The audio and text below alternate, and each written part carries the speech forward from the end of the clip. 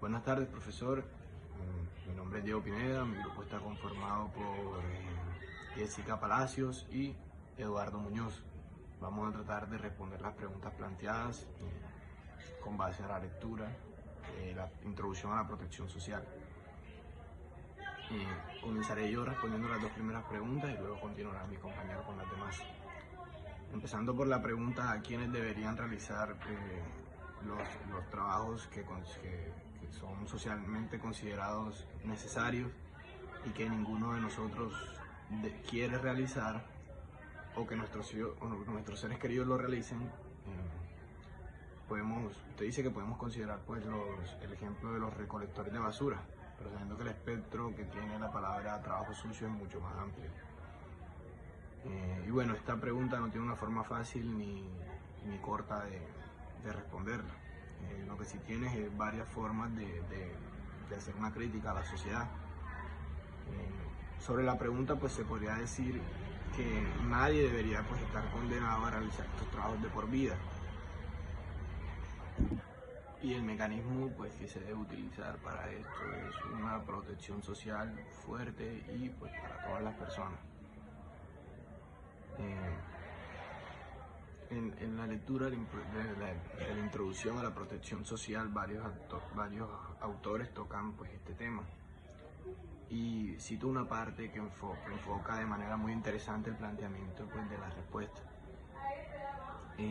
Y dice: en posición original, detrás del velo de la ignorancia, ninguna persona racional aceptaría nacer en una sociedad donde existan una alta probabilidad de terminar realizando permanentemente trabajos peligrosos, degradantes o indeseables, sin ninguna salida de estos. Por tanto, las instituciones justas deben diseñarse para que nadie quede atrapado en esas ocupaciones por razones de clase, raza, género o lugar de nacimiento. Este libro también de forma implícita nos presenta diferentes tipos de situaciones que podrían pues, de forma práctica ayudarnos o ayudar a la sociedad con este problema que claramente de desigualdad social y que crea una brecha económica en esta misma. Para esto yo traigo 3 soluciones que podrían ayudarnos con la problemática de quienes deberían realizar los trabajos sucios. La primera es rotación social de los trabajos indeseables, pues esto mediante políticas públicas activas, formación continua, gratuita y universal y pues subsidios de una movilidad ocupacional para que ninguna persona de ningún grupo social quede atrapado de por vida en estos trabajos. ¿Qué quiere decir esto? De que si bien son trabajos que se deben hacer y que hay personas que lo hagan, nuestro objetivo debe ser que las personas no queden estancadas en estos trabajos y que el gobierno les dé la posibilidad de estudiar para así aspirar a un trabajo mejor en un futuro. Otra solución es, por ejemplo, compensaciones económicas y simbólicas muy elevadas. Los trabajos socialmente necesarios pero indeseables deberían estar entre los mejores pagados y con las mejores condiciones. Siempre se coloca de ejemplo pues, en los países escandinavos que tienen una mejor calidad de vida y pues con mucha razón. Un ejemplo es que en estos países las personas que recogen la basura no son personas que están mal vistas, al contrario, son personas que ganan incluso mucho más que profesionales y la tercera solución es la reducción drástica de la necesidad de estos trabajos, ya sea a través de inversiones tecnológicas públicas y privadas y financiadas pues con los impuestos, o más políticas verdes para que nos ayuden, por ejemplo, con el tema de la recolección de basura pues que le corresponde a cada una de las personas, a saber reciclar también. Entonces, y la pregunta B, ¿a quiénes deben realizar los trabajos peligrosos? Pues en mi opinión personal, si queremos vivir en una sociedad justa donde nadie debe estar obligado a realizar pues, de forma permanente este trabajo o por una necesidad económica que pongan en riesgo grave su vida o su integridad física o psicológica. Eh, y cuando estos trabajos sean estrictamente necesarios y no puedan eliminarse, como por ejemplo los policías o los militares, el gobierno debería minimizar lo máximo posible con políticas públicas la peligrosidad de estas tareas, y la compensación debe ser directamente proporcional a lo difícil de estas tareas. También traigo 3 soluciones sobre esta problemática. Una de ellas sería la eliminación o la reducción drástica del riesgo de estas profesiones mediante inversión y regulación estricta. Ejemplo, las personas que tienen que trabajar pues, en edificios altos o en postes de luz, una buena iniciativa sería que cada persona que haga este trabajo lleve a su vez, esté con él, presente una persona que sepa de primeros auxilios, que le indique a la persona que está trabajando cómo colocarse de forma correcta la protección, y que su trabajo principal y fundamental sea velar pues, por la seguridad de la persona que está realizando estos trabajos peligrosos. Lo mismo de la pregunta anterior, compensaciones económicas y sociales pues muy altas, y ya que asumir pues estos riesgos tan altos deben pues recibir una compensación igual de alta. Un ejemplo puede ser pues una jubilación anticipada para las personas que realizan estos trabajos, o un salario muy elevado, varias veces el salario mínimo, y asimismo unos seguros de vida pues bastante generosos y públicos y gratis.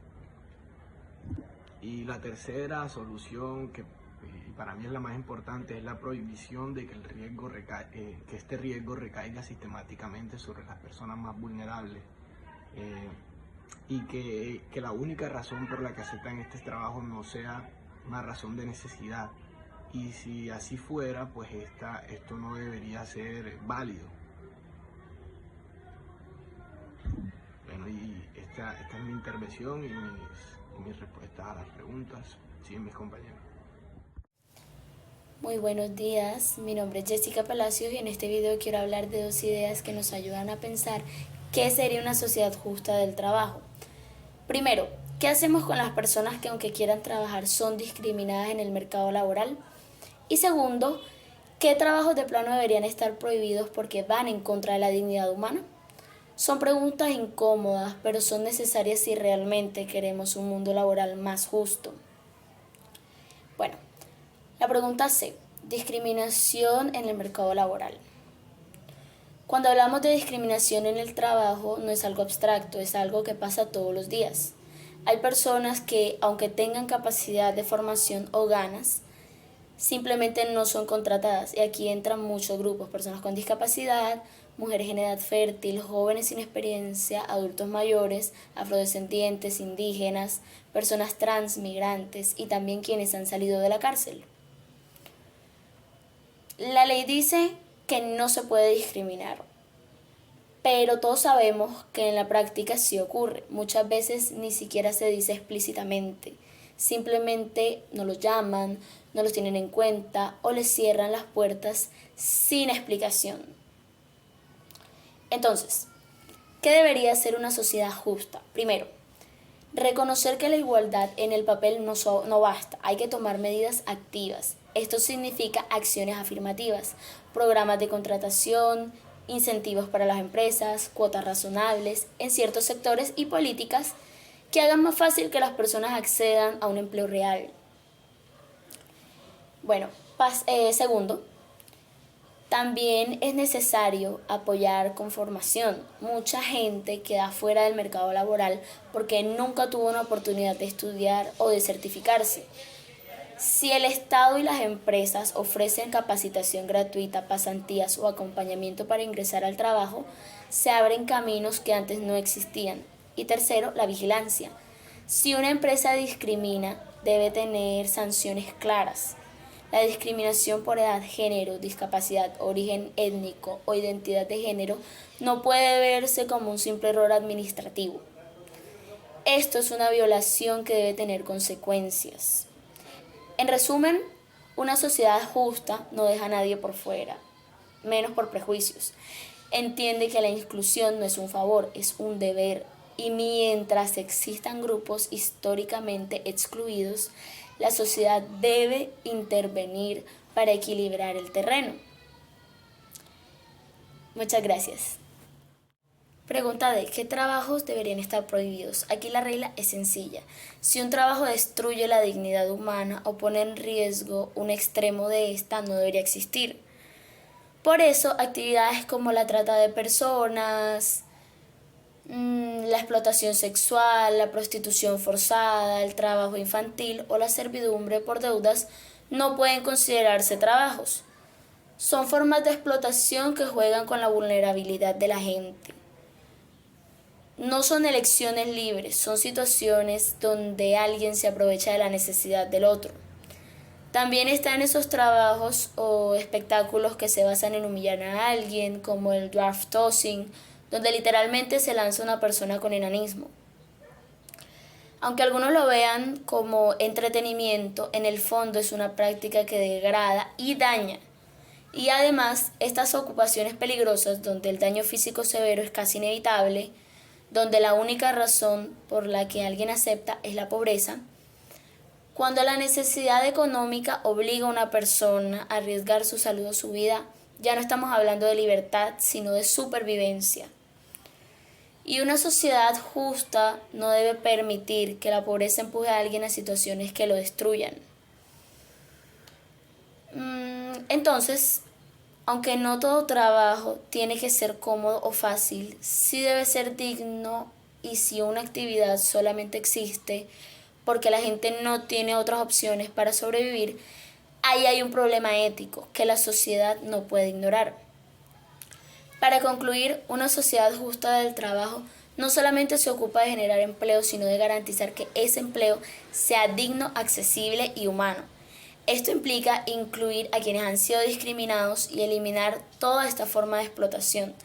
Solo así el trabajo puede convertirse en un espacio de igualdad. Gracias. Muy buen día. Yo le daré respuesta al punto E, que empieza: para los que no tienen un trabajo que garantiza los ingresos mínimos, tienen derecho a obtener un empleo público o privado en caso de que así lo soliciten.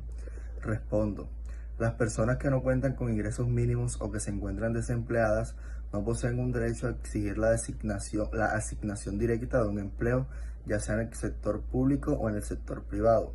Sin embargo, sí tienen el derecho legítimo a que el Estado establezca condiciones equitativas que permitan que, con base a sus méritos, preparación y capacidades, puedan acceder en igualdad de oportunidades a dichos empleos, mientras que las empresas, conforme a sus necesidades e intereses, puedan seleccionar libremente a sus trabajadores. Todo ello debe realizarse garantizando un estándar mínimo de remuneración digna para quienes sean vinculados, lo cual se materializa en el salario mínimo legal vigente. En esta línea, Amartya Sen, economista y Premio Nobel de Economía en 1998, sostiene que el acceso a un empleo digno forma parte de las capacidades fundamentales que permiten a una persona desarrollar una vida plena. Por ello, el Estado tiene la responsabilidad moral e institucional de crear las condiciones necesarias para que las personas puedan acceder al trabajo, especialmente cuando carecen de medios básicos. Esto no implica la existencia directa de un puesto de trabajo garantizado, pero sí reconoce un derecho a la adopción de políticas públicas que aseguren oportunidades laborales reales y mecanismos de protección frente a la falta de empleo. Bueno, siguiente punto. ¿Deben ser obligados a trabajar a quienes no quieren hacerlo? ¿Existe para ellos el derecho a una renta básica? Respondo: en una sociedad libre, nadie debe ser obligado a trabajar en contra de su voluntad. Sin embargo, es igualmente cierto que cada individuo tiene la responsabilidad de producir para sí mismo. Este principio de responsabilidad personal es el fundamento sobre el cual se estructura la cooperación social, pues precisamente a partir del interés propio que cada uno de nosotros contribuye a satisfacer las necesidades ajenas, con el propósito simultáneo de satisfacer las necesidades propias, tal como lo expresó Adam Smith en La riqueza de las naciones. No es la benevolencia del carnicero, del cervecero o del panadero de donde esperamos nuestra comida, sino es su consideración por nuestros propios intereses. Una frase que ilustra con claridad cómo los incentivos individuales sostienen el entramado económico y productivo. Bajo esta lógica, sostengo que la renta mínima básica no debería entenderse como un derecho universal e incondicionado, puesto que cada persona en principio debería cosechar los frutos de su propio esfuerzo, sin que el trabajo de unos se convierta en la carga obligatoria para otros. No obstante, nuestra sociedad también reconoce la existencia de individuos que, bajo razones ajenas a su voluntad, carecen de la capacidad real para sostenerse a sí mismos y no cuentan con familiares o responsables que puedan asumir dicha función. Me refiero, por ejemplo, a adultos mayores sin redes de apoyo, personas con discapacidades severas u otros grupos en situación de vulnerabilidad. Precisamente en estos casos excepcionales donde resulta pertinente traer a coalición el pensamiento de Friedrich Hayek, quien en su libro La Constitución de la Libertad, particularmente en los capítulos dedicados a la seguridad social y la redistribución, admite que en una sociedad moderna puede ser legítimo que el Estado asegure un ingreso mínimo para quienes de ninguna manera puedan mantenerse, es decir, para aquellos que no puedan generar ingresos suficientes a través del mercado. Así se reconoce que la asistencia estatal no debe ser la regla general, sino una medida focalizada y justificada exclusivamente en favor de quienes verdaderamente no pueden valerse por sí mismos. Siguiente punto. Para aquellos jóvenes que el buen patrimonio de su familia les permite no preocuparse por sus ingresos, tienen también la obligación de trabajar, de contribuir al mundo del que se beneficia y que existe gracias al trabajo de otros. Respondo. Desde una visión individualista o libertaria, cada persona es dueña de su vida y de sus decisiones, por lo que nadie está moralmente obligado a retribuir o compensar el hecho de haber nacido en una familia con recursos. Si el patrimonio heredado les permite vivir sin trabajar, están en todo su derecho a hacerlo, ya que contribuir o no es una decisión personal y no una deuda social. Por tanto, desde esta perspectiva, quienes poseen patrimonio no están moralmente forzados a justificar su situación mediante trabajo obligatorio ni a pagar por su buena suerte. Su única obligación es respetar la libertad y los derechos de los demás, no sacrificar sus intereses para satisfacer expectativas sociales. O en palabras de Annie Rand, el hombre tiene derecho a existir por sí mismo sin sacrificarse por los demás ni sacrificar a los demás por sí mismo.